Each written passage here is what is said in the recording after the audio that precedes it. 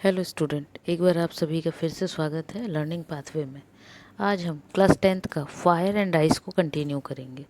तो बिना देर किए हुए चलिए स्टार्ट करते हैं। फायर एंड आइस, ये भी पोएम आपका रॉबर्ट फ्रॉस्ट ने लिखा हुआ है। जैसे आपका फर्स्ट पोएम था dust of snow, Robert Frost ने लिखा था, ऐसे ही इस पोएम को भी रॉबर्ट फ्रॉस्ट ने लिखा है। फायर, फायर मीन्स आपको भी पता है आग के लिए बोला जाता है, तो आग होता है। एंड आइस, आइस मीन्स बर्फ़। अब इन्होंने इतना प्यारा दोनों चीज़ों को कंपेयर करके पोएम लिखी हुई है कि फायर मतलब आग एंड आइस मतलब बर्फ़। तो आइस और फायर की बात उन्होंने सिर्फ पोएम में की हुई है, वो भी कितना, 8 लाइन्स में। तो चलिए देखते हैं इन्होंने क्या बात की हुई है। Some some says the world will end in fire, some says the ice. वो कह रहे हैं कुछ लोग, मतलब दो तरह के लोगों की बात कर रहे हैं, और कह रहे हैं कुछ लोग कह रहे हैं कि क्या होगा, some says the world will end in fire. कुछ लोग कह रहे हैं कि ये जो दुनिया है, वर्ल्ड मीन्स दुनिया है ना, ये जो दुनिया है वो किस में ख़त्म हो जाएगी, एंड मीन्स समाप्त होना, फायर आग में। तो कि कुछ लोग कह रहे हैं कि ये दुनिया जो है वो आग में समाप्त हो जाएगी। वहीं सम से इन आइस, दूसरे जो लोग हैं और भी दूसरे जो हैं वो क्या कह रहे हैं, वो दूसरे लोग कह रहे हैं कि नहीं, ये किससे, बर्फ़ से ख़त्म हो जाएगी। मतलब क्या बताना चाह रहे हैं इन 2 लाइन्स में पोएट कह रहे हैं कि आगे जाकर इतनी ज़्यादा गर्मी हो जाएगी, इतनी ज़्यादा गर्मी हो जाएगी कि उस गर्माहट की वजह से, है ना, पूरी धरती पे क्या है, पूरी धरती जो है वो ख़त्म हो जाएगी, है ना। और दूसरे कुछ लोगों का क्या कहना है कि बर्फ़ के में गर्मी की वजह से ऐसा पिघलेगा, इतना पिघलेगा कि पिघल के क्या हो जाएगा, पानी पानी हो जाएगा, और उस पानी की वजह से दुनिया नष्ट हो जाएगी। मतलब दोनों ही चीज़ों में लोग क्या बताना चाह रहे हैं, अपने अपने तर्क दे रहे हैं कि एक दिन ऐसा आएगा कि दुनिया या तो फायर से ख़त्म हो जाएगी या आपका बर्फ़ से। इतना ही नहीं, पोएट उसको और भी बताना चाह रहे हैं कि फायर और आइस की यदि बात करें तो वही फायर और आइस हमारे इंसानों के लिए, मतलब सीधी सी बात करें तो यहाँ पे मेटाफर का यूज़ है ना, फिगर ऑफ स्पीच, कि वो क्या बताना चाह रहे हैं, बिल्कुल उसी तरह जैसे कि क्या है, यदि हम यहाँ पे देखिए आगे दिया भी है, यदि हम फायर की बात करें तो फायर क्या होता है, आग। और यदि इंसान को देखा जाए तो इंसान की इच्छाएं इतनी ज़्यादा हैं, इतनी ज़्यादा होती हैं कि इंसान क्या होता है, उन इच्छाओं की वजह से ही अपने आप में क्या हो जाता है, जलने लगता है ना। जलने लगता है मतलब परेशान होने लगता है। वही चीज़ उन्होंने आगे बोला हुआ है, देखिए क्या बोला है। From what I have tested of desire, बोल रहे हैं from what I have tested of desire I hold with those who favour fire.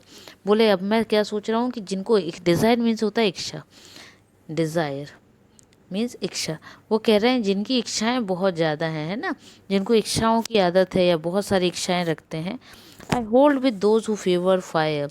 तो ऐसे लोगों को किससे बोला है, उन इच्छाओं को उन्होंने बोला है कि बिल्कुल आग से, फायर से कंपेयर किया है, कि जिनकी बहुत इच्छाएं होती हैं वो कैसी होती हैं, वो फायर की तरह होती हैं, आग की तरह होती हैं। But if it had to perish twice, perish means होता है डाई, ख़त्म, है ना, नष्ट हो जाना, ट्वाइस मीन्स दूसरी बार। तो वो कह रहे but if it had to perish twice, कि यदि ये देखा जाए कि यदि वैसा नहीं हुआ तो क्या होगा, लोगों का दूसरी बार किसी न किसी तरह से क्या होगा, नष्ट तो होना ही है, ख़त्म तो होना ही है। कैसे, I think I know enough of hate, घृणा, हेट मीन्स घृणा, कि मतलब लोगों में क्या होगा, एक दूसरे में इतनी घृणा करने लगेंगे, इतनी घृणा करने लगते हैं कि उसकी वजह से भी क्या होगा, कभी ना कभी दुनिया ख़त्म होगी। To say that for destruction eyes, और उसी को उन्होंने, मतलब घृणा को उन्होंने आइस को से कंपेयर किया हुआ है। कंपेयर नहीं करके सीधा आई से ही बोल दिया है, मेटाफर है यहाँ, है ना। To say that for destruction ice is also great and would suffice, suffice means होता है सफिशिएंट, पर्याप्त, कि वो क्या कह रहे हैं, इज़ ऑल्सो ग्रेट, मतलब यदि इंसान, है ना, डिज़ायर, इच्छा से नहीं, तो इंसान क्या है, घृणा की वजह से क्या हो जाएगा, एक दिन मनुष्य क्या कर लेगा, अपने आप को ख़त्म कर लेगा या पूरी दुनिया को ख़त्म कर देगा। क्या कहना चाह रहे हैं, देखिए इन 4 लाइन की जगह मैं पूरा 8 लाइन्स का आपको मीनिंग समरी वे में बताती हूँ। पोएट कहना चाह रहे हैं कि फायर एंड आइस इच्छाओं और घृणाओं की मानवीय धारणाओं का एक रूपक है।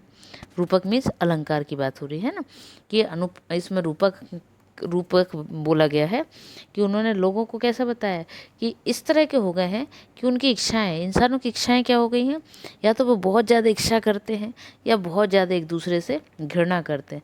और दोनों ही तरह की जो चीज़ें हैं, आग जिसको हम इच्छा बोल रहे हैं, वो क्या करती हैं, उसकी वजह से आग को एक्चुअल में यहाँ पे बताया हुआ है, इच्छाओं का प्रतीक बताया है, और दूसरी तरफ बर्फ़ को घृणा का प्रतीक बताया है। क्लियर? मतलब उन्होंने किससे कंपेयर किया है, बर्फ़ को घृणा से और इच्छाओं को आग से।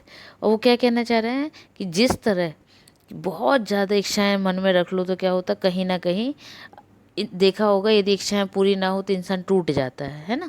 उसको दुख होने लगता है कि अरे मैंने ये सोचा था और हो नहीं पाया। और जब नहीं हो पाता है तो क्या होता है, कहीं ना कहीं इंसान अपने आप में ख़त्म हो जाता है, टूट जाता है।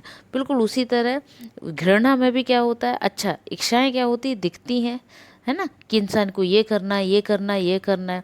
और घृणा क्या होती है, बिल्कुल बर्फ़ की तरह होती, जो क्या होती, जमी रहती मतलब चुपचाप शांत ठंडी। जैसे किसी से घृणा यदि आपको है, नफरत किसी से आपको है, आप मन में रखे रहोगे, रखे रहोगे, रखे रहोगे।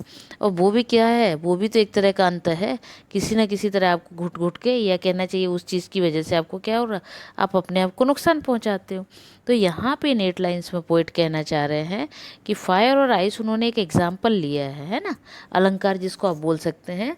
तो उन्होंने यहाँ पे मेटाफर का यूज़ किया है, और उन्होंने ये बोला है कि जिस तरह से फायर और आइस से दुनिया का अंत हो जाएगा, उसी तरह डिज़ायर या फिर घृणा, है ना, डिज़ायर एंड हेट्रेड, घृणा मीन्स होता है हेट्रेड, डिज़ायर एंड हेट्रेड भी ऐसे सिंबल हैं जिससे क्या होगा, कहीं ना कहीं क्या होगा, यदि हम इसी तरह से या डिज़ायर रखें, हेट्रेड रखें, तो हम कहीं ना कहीं क्या करेंगे, मनुष्य का या अपने आप का बहुत नुकसान करेंगे। ये वो बताना चाह रहे हैं। मतलब और कुछ नहीं, इन 4 लाइन्स 8 लाइन्स में वो सिर्फ आपको ये समझाना चाह रहे हैं कि बहुत ज़्यादा इच्छाएं भी नुकसानदायक होती हैं, और बहुत ज़्यादा किसी से नफ़रत भी, हेट्रेड भी नुकसान पहुंचाती है। क्लियर? और उसी को उन्होंने कंपेयर किया है फायर से और आइस से। अब देखिए, यदि समरी की बात करें तो पोएट क्या कहना चाहता है कि पीपल क्या करते, बिलीव करते इस वर्ल्ड में कि wiped out by fire and other support that the world will end in ice.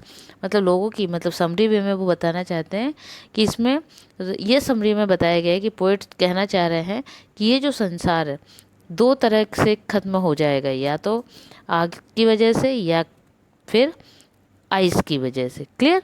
That is the summary. यदि कोई डाउट हो तो आप पूछ लीजिएगा, अदरवाइज़ बस इतना शॉर्ट में आपका समरी है। इसको आप एक बार 2 बार रीड करेंगे, आपको समझ आ जाएगा। क्लियर? अब इसके बाद नेक्स्ट टॉपिक पे हम चलेंगे नेक्स्ट टाइम। तब तक के लिए सब्सक्राइब करिए, शेयर करिए। Bye bye.